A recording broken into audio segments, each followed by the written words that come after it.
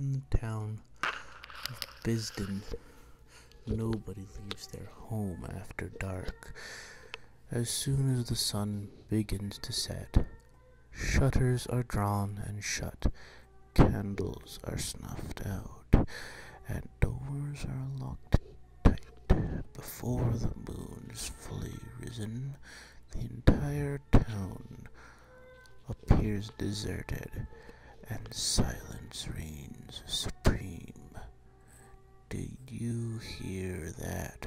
whispered Freya, sounding very small and afraid in the dark. "Shut up," her older brother, Fraud, hissed through his clenched teeth as he eyed the black windows of the house. Nearest to them, they were probably locked. Nobody in their right mind would leave their windows unlocked at night. Not in Bisden, anyway. "I told you we shouldn't play in the forest," continued Freya. "I said we should go back sooner." "And I said to shut up," Freud went on. "Whining about the past doesn't change the present." Freud looked at his sister, shivering in the dark. "It doesn't change the situation that we are in." Before Freya could respond, the faint sound of a child's laughter floated across the wind. Goosebumps erupted along Freud's neck and arms. Something about the sound seemed wrong. "Maybe there's other..." Freud clasped his hand over Freya's mouth, pulling her in close. He shrank back into the shadows of the alley. Again, the unearthly sound drifted across the air. Freya tensed in Freud's arms as she realized the magnitude of the situation. A child's voice, oddly distorted, broke the silence of the night like a fist through glass. Come out, wherever you are." The thing lumbered across the mouth of the alley, just a few feet from Freud and Freya's hiding place. It was roughly the size of a child. It shuffled with its arms hanging grotesquely close to the ground, making its disproportionate body appear markedly ape-like.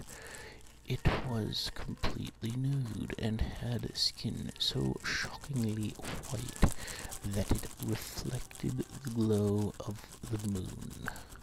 The thing turned its shimmering bald head towards the alley. As it crossed, its face was perfectly smooth and intently devoid of a feature, save for an impossibly wide smile, with thin lips the color of blood. The crimson slash of its mouth appeared to stretch from ear to ear. Freud felt warmth spread down his thigh as his bladder let go. Freya whimpered. The thing froze mid-stride, its body becoming as rigid as stone. Slowly, it turned its torso until it was facing the alleyway. It took a tentative step forward. Freya sucked in a sharp breath through her nose as she began to hyperventilate. Freud clamped his hand over his mouth, but he was too late. Impossibly fast, the thing twisted its head towards their hiding place, producing a sickening cackle from its neck and cracks of bones as it turned. Found you. In the town of Bisden, nobody leaves their house after dark. Every day, young ones are sternly told to be home by dusk. They are told of the evil that haunts the streets at night. They are told to always remain silent, because if they hear you, the children of the moon will tear you limb from limb.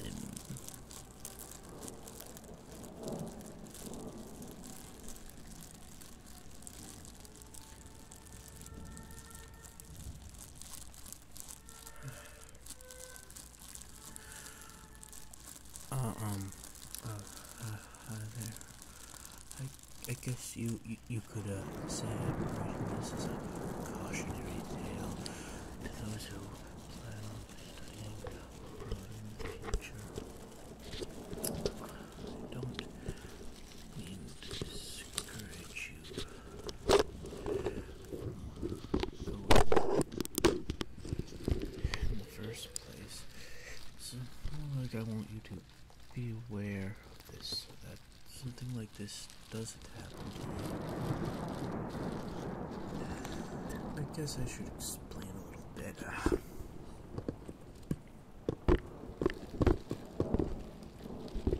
Last summer I was selected to participate in a study abroad program that would be centered in Rome for several months. Like anyone would be, I was elated. I had never been out of the States before, so this was going to be a real adventure for me. The weeks that followed, I happily packed anything and everything I could fit into my suitcase, and will be the first to admit that I had a way of overpacking for the trip. I was nervous about leaving my parents for the first time, but I was also excited for the newfound freedom I would have while in Europe. Before I knew it, my parents were dropping me off at the airport, and I was boarding a 19-hour flight to Rome. Despite being long and tedious, the flight wasn't all that bad. While I expected the airport, while I exited the airport, I was greeted by the program supervisor and several other students from the university that would be studying with me. They were about the same age and looked just as excited as I did. From there, we went to our mandatory orientation meeting, and afterwards we went to pick up our apartment keys. In the months that preceded the trip, we were responsible for getting to know our would-be roommates, as well as finding a place to stay that we could all afford. There were 3 girls. I would be staying with them. They were all nice enough and made an effort to make me feel welcome, though I will admit it's a bit hard to get close to the group of performed friends. But despite my slight alienation, it seemed that things were going to all work out good. All of us were on a similar budget plan, and by that I mean none of us really had any money to speak of. Because of this, we were all on the same page while it came to searching for the cheapest apartment we could find. After several days of searching, we stumbled across an ad for an ancient apartment located off the Campo di Flori. That was the prime location, and we couldn't believe that it was still available, no less listed for an unbelievably low price. This immediately sent alarm bells off in my head. The place was enormous, yet the rent was cheaper than the much smaller apartments in a far less desirable part of town. However, the reason never really wins out in a group of excited young women. They had already made up their minds, and if I would be staying with them, this was my only option. We received our set of keys, as well as a map and walking directions. Because of its prime location, it really didn't take us that long to get there. Campo was amazing.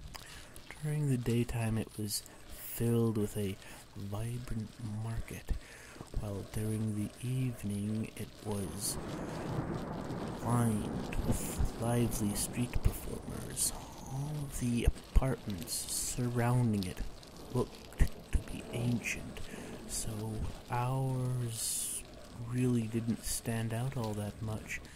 After circling the square 3 or 4 times, we finally noticed the number of nailed to the front of the massive old wooden door. This would be our home for the next 3 months.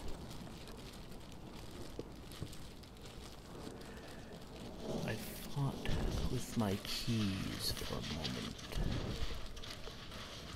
until there was an audible click of the heavy old lock. The thick old door swung forward with a screech, and were then met with a long winding staircase. We all looked at one another and groaned. None of us had accounted for the fact that the building had been constructed before elevators were common. So 3 sets of stairs and countless complaints later, all 4 of us, with luggage in hand, stood outside our new front door. Once again, I reached for my set of keys and fought with the stubborn lock. As soon as the front door was opened, there was a stampede of young women trying to claim the best rooms.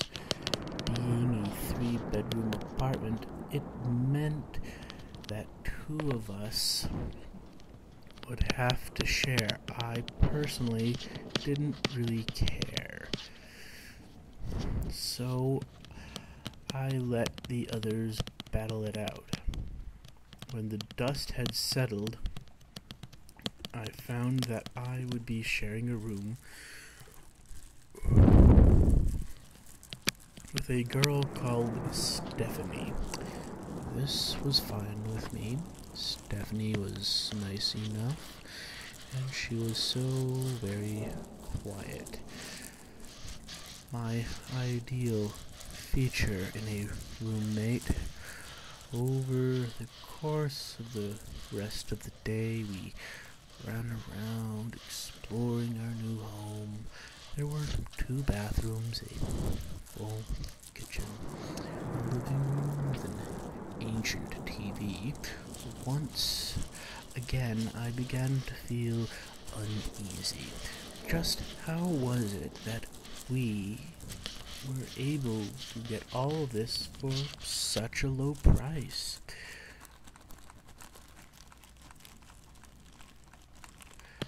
But before I could finish the thought, I was interrupted by a fit of loud squealing. My initial reaction was to panic.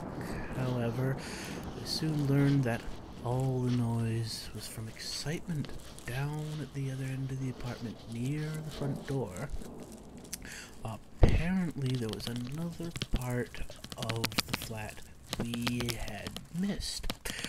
I followed the noise until it led me down a long, dark hallway. There, at the end, behind the group of squealing women, was a washing and drying machine. For those of you thinking, what's the big deal? I should explain that these things are incredibly rare in Rome. Generally, exchange students have to wash their clothes by hand in the sink before hanging them up to dry. What a luxury item like this is doing in such a cheap apartment. Just as the screaming quelled, picked right back up again as the girls noticed a door adjacent to the washing machine. Beyond that door was a master bathroom. It had a balcony, a clawfoot tub, and even a bidet. The girls immediately started fighting over whose bathroom was this going to be. I really didn't see why we couldn't share, but apparently the others were dead set on having ownership.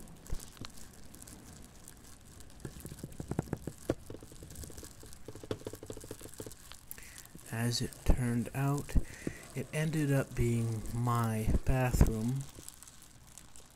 Stephanie had made a logical argument that because she and I had to share a bedroom while the others 2 each got their own, it was only fair that she and I got to share the master bath. And I'll admit that at first it was actually kind of excited. I was actually kind of excited. It was, after all, a really nice room. However, over the course of the next several weeks, I began to grow more and more wary of that room. I don't know how to put it into words exactly, but it's like every time I went into that room, I could feel something's eyes on me, and the voyeuristic element wasn't really what had me so unnerved. It felt like whatever was watching me was angry, that it didn't want me to be there, and that it wanted to hurt me. I began doing everything in my power to avoid the room. I asked if she would mind it if I were to use her restroom occasionally. I made up a lame excuse about how it was far more convenient since her room was so close, while my bathroom was at the other end of the flat, at the end of the very long hallway. She happily agreed, though. When I told her that she could use my bathroom any time she liked. This worked well for a while. For about the first 2 months of my trip, I was able to completely avoid the eerie room.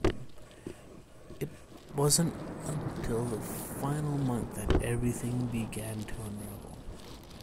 One night, as I prepared to brush my teeth, I found that Alessa was already occupying her bathroom.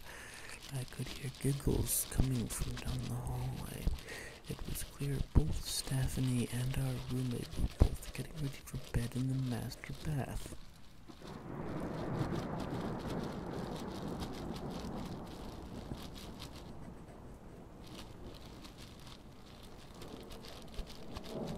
I decided that since there was strength in numbers, it would be alright just for tonight.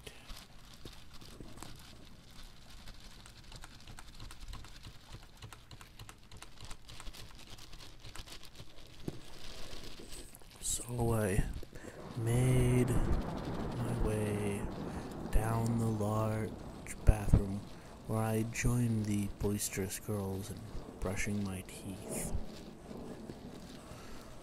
They were in the midst of some conversation when Lindsay, our other roommate, had broken into such a furious fit of laughter that she had to lean over the wall for support.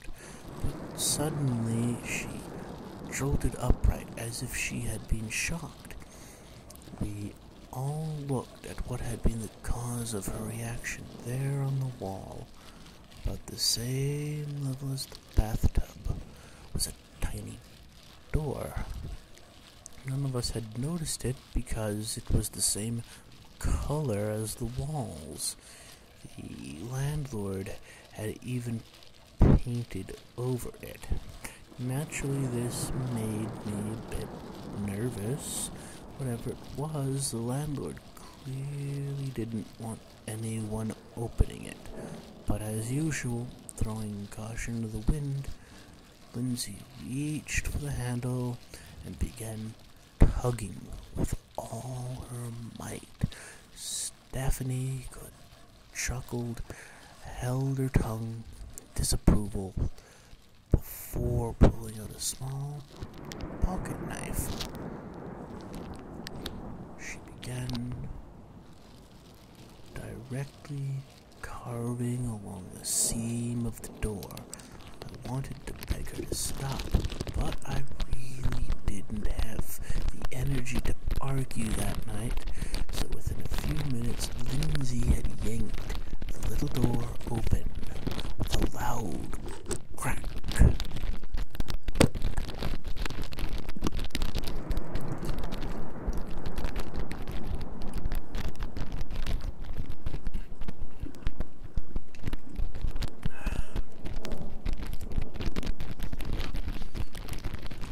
It was a Crawlspace. It was fairly large. I guess would have been you could have fit at least 3 or 4 people in there. I was rather curious as to why the landlord would have sealed up an empty little room. While I thought about this, Stephanie and Lindsay began calling for Alicia to come see their new discovery. She was just as excited as they were when they first discovered it. However, as could be expected, this excitement wanted overtime, and eventually Crawlspace was just turned into a storage for a few towels and laundry baskets. In the following days, after the unsealing of the Crawlspace, things started to go from eerie to downright terrifying. Annoyingly, Alessa had changed her nightly routine so that I no longer use her bathroom in the evenings. Once again, I was back in the large bathroom, all the while the feeling that I was being watched growing worse and worse. I began to get so paranoid each time I went into that room that I would literally jump at the slightest noise of pipes settling, and as soon as I was finished I would run at full speed down the hallway and close the door behind me. For some reason, it seemed to be the only one feeling this way was me. It's not like I could have told the other girls either. I was already of an outcast, as it were, so I kept it to myself and hoped it would just go away eventually on of its own accord. Unfortunately, that wasn't the case. One night, I was getting ready for bed. I found myself alone in that bathroom. As I stood in front of the mirror, brushing my teeth, something set the hairs on the back of my neck straight up. There was a faint rustling noise, not the kind that could have been caused by my roommates at the other end of the flat. No. Any noises caused by them would have been quite loud to reach me all the way at the end of the long hallway. No. This noise was very faint. The sound of someone gingerly shuffling things around. I stood completely silent, terribly. The soft rustling noise was coming from inside the Crawlspace. I turned on my heels and ran down the hallway to grab the attention of my roommates. I tried to explain to them what had happened, but it all came out as incoherent mumbles.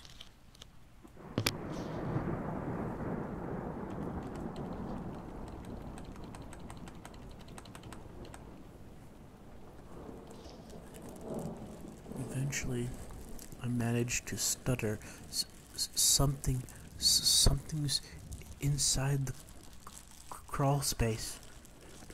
They looked at me with fear and confusion in their eyes as a pack moved together down into the hallway, into the bathroom. I nearly fainted when I saw the tiny door hanging fully ajar. Through this discovery filled me with horror.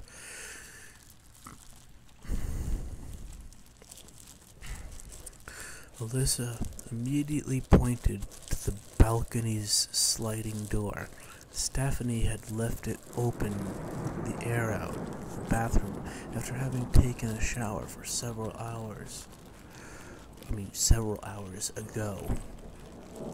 She peeked her head out of the door and pointed to the slanted rooftop adjacent to ours.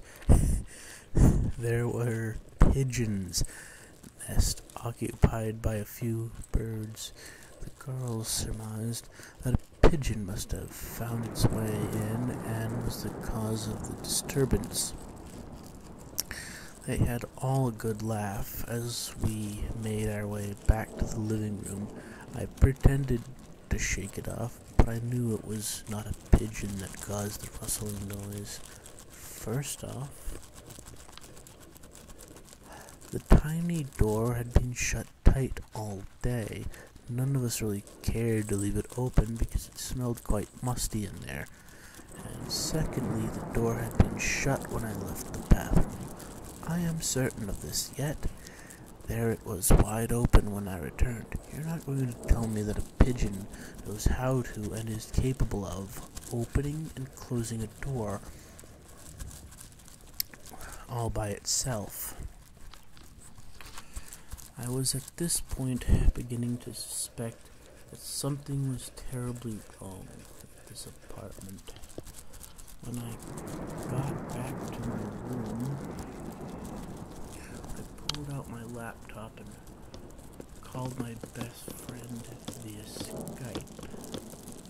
She had always been the skeptical and methodical type. However, she also kept an open mind towards things that were hard to explain. I decided that out of anyone, she was probably the best to talk to about my situation. As I expected, she was initially quite doubtful, though. She always agreed with me that a pigeon was quite likely not the source. She asked me if I had any photos of the Crawlspace. She said that if she could see it, that would help her to understand a little more clearly and possibly help her come up with a more logical explanation. Relieved at her willingness to at least hear me out, I reached for my camera and made my way back to the eerie hallway. When I arrived, I found to my relief that the door was still closed. I stood in front of it for a moment, gathering my nerve before finally pulling the little door open. Despite the clutter left inside by my roommates was empty, I snapped a quick photo before closing the door once more and running back to my room. I immediately plugged my camera into my computer and uploaded the photo. When I finally opened the image, I was petrified by what I saw. There, in the upper right-hand corner, was a face, baring its teeth at me. My whole body began to violently shaking. Dear God, that thing is in our home, I muttered to myself. Fear began to overtake me. Someone had sealed whatever it was inside of that crawl space. And we had let it out. I was absorbed in my panic. Didn't even notice when my roommate returned.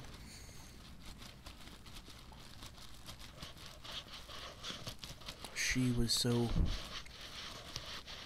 blissfully unaware of the imminent danger we were in, yet even if I tried to warn her, she would not believe me. I was at a loss as to what to do. I finally decided I would deal with it in the morning, though not by a large amount. I did feel braver in the sunlight. From there, I attempted to get some sleep, though for the first time ever since being there, I closed and bolted my door before going into bed. Stephanie eyed me suspiciously while doing so, but I just told her jokingly that Lindsay had been sneaking into our room the previous nights and had been stealing my Nutella. She laughed heartily, shaking her head before settling down for the night. I will admit that the only reason I was able to find any sleep that night was because of her presence. Something about not being alone can give one a sense of false security.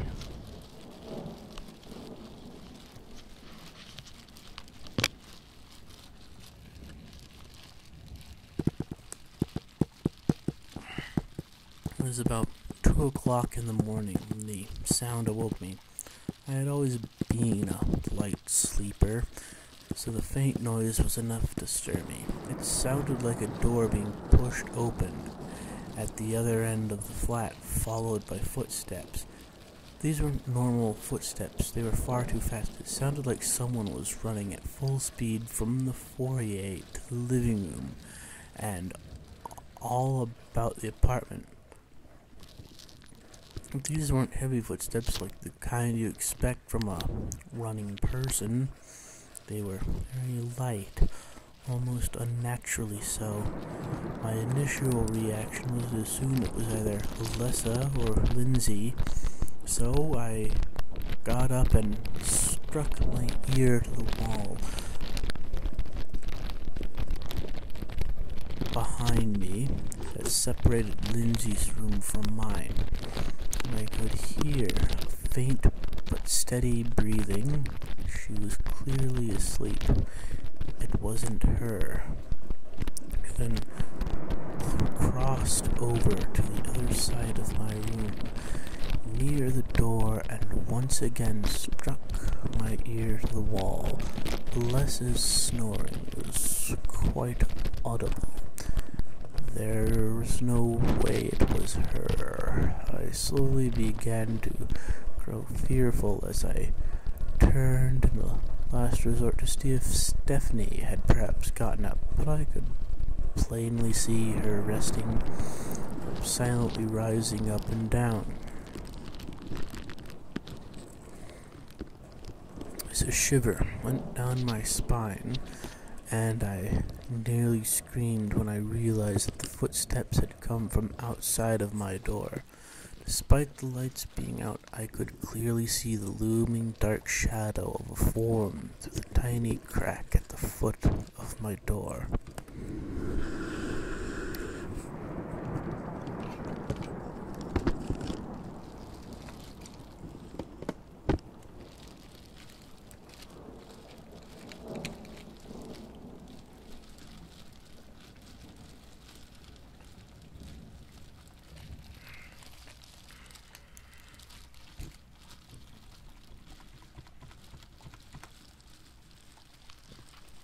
I dared not move. Whatever it was just standing there, waiting. Then, to my horror, the doorknob slowly began to jiggle. Gently at first, but then growing violent at the realization of it being locked. The noise of it eventually woke my roommates. She sat up, blinking in confusion. The instant the jiggling of the doorknob stopped, she asked me what the hell I was doing, and if I knew what time it was. I told her it was me. I told her whatever had opened the door to the Crawlspace the previous day would come back. She just frowned her brow at me and said I needed to get more sleep.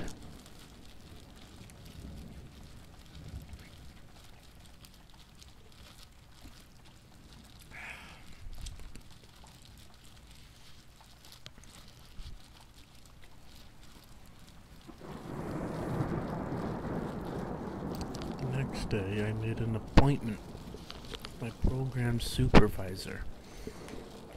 I told him that I just needed to go home. He tried to tell me that I was just homesick and that it would pass. But I insisted. He eventually gave up and let me call my parents. They were confused but understanding. They were able to change the date of my return flight to the following morning.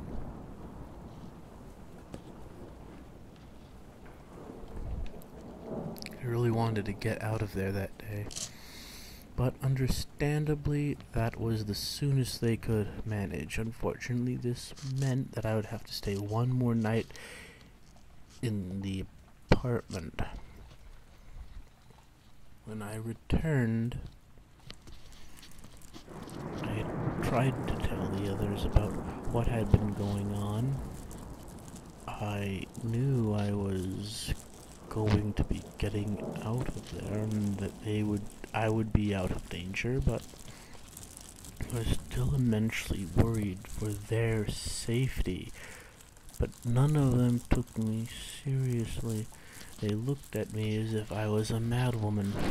They didn't say anything, but I was sure they all thought I was going home because of some sort of mental breakdown. At that point, there was nothing I could say that would convince them, so that night I locked my door and hesitantly went to bed. And right on cue,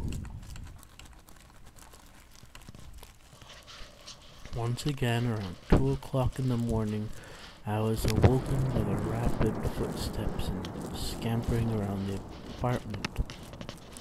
I could hear the door to the bathroom begin to crack open, followed by the sound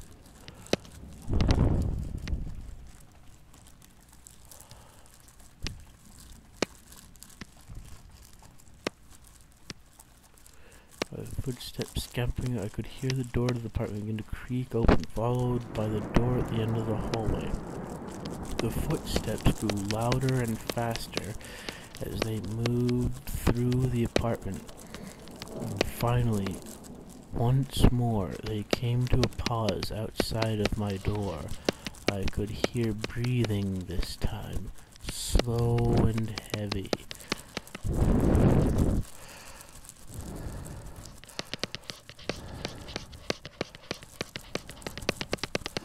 I sat up in a panic, and in my horror I saw that Stephanie had forgotten to lock the door behind her after getting up to use the restroom. It was right outside of my door, and I did not know if I had to jump up and try and lock it before the thing realized there was nothing blocking its way. I hesitated a moment too long.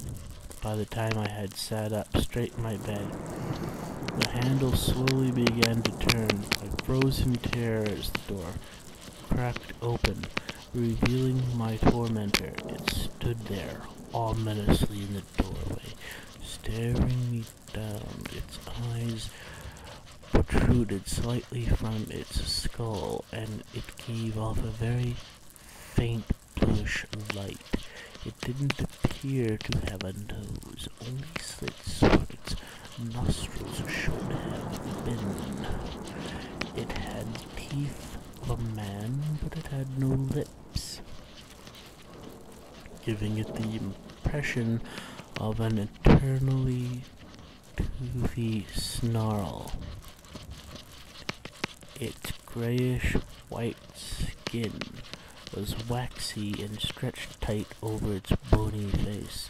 The rest of its skeletal form was hard to make out. It was almost entirely enveloped in shadows.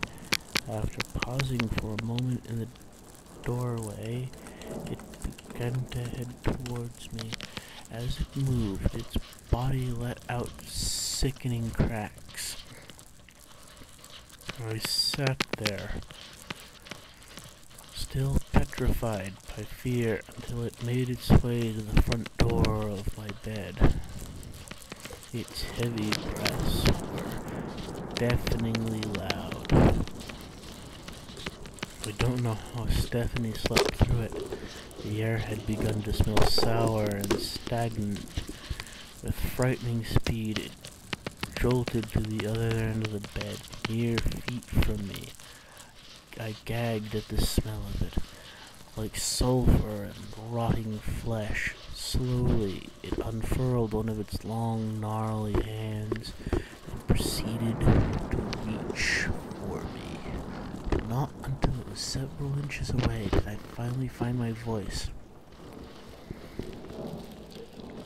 I screamed as loud as I possibly could, and it halted in its tracks. Stephanie shot up from her bed, visibly frightened. The creature hunched over on all fours and fled from the room with unsettling movements that recalled those of a spider. And moments later, Stephanie switched the light on and looked at me fiercely.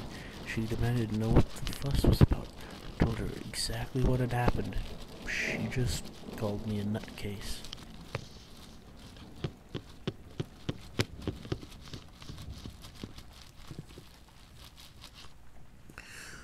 taxi came back to pick me up early the next morning.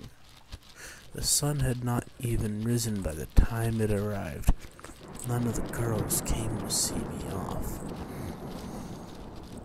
But I expected this. After loading my luggage into the trunk, I climbed into the back seat of the old cab. It had driven right through the square where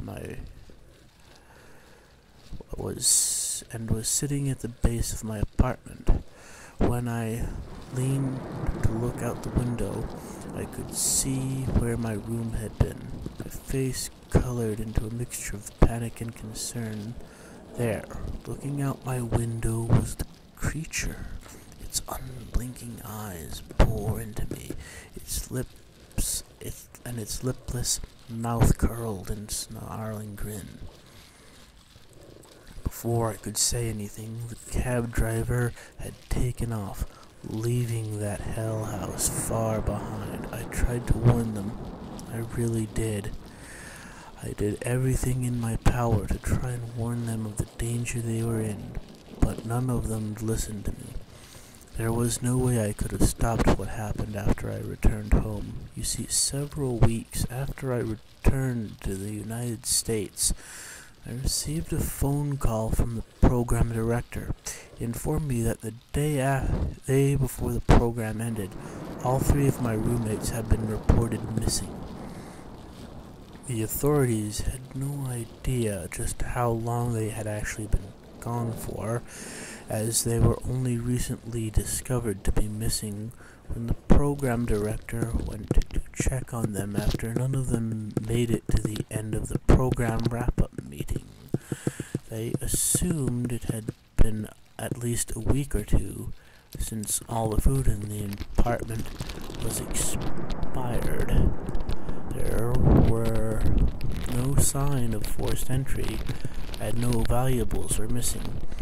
The only notable detail mentioned in the report was that when they arrived on the scene, there was a strange little door hanging ajar in the bathroom, and when they approached it, they were met with a powerful odor coming from no visible source. The official report has them declared as missing, but I know that they are all dead. I know that I'm incredibly lucky to have made it out with my life. I think the only reason I'm still alive today is because I fled thousands of miles across an ocean. Despite their unwillingness to listen, I still feel an unimaginable amount of guilt over what happened to those girls. That's why I'm writing this story. I may not be able to go back in time and save them, but maybe I can prevent this from happening to you. Please heed my warning. If you ever get the opportunity to study abroad, keep this in mind. If it seems too good to be true, it probably is. And whatever you do, don't stay on the 3rd floor of the ancient yellow apartment complex above the Campo de Frio. There's something there.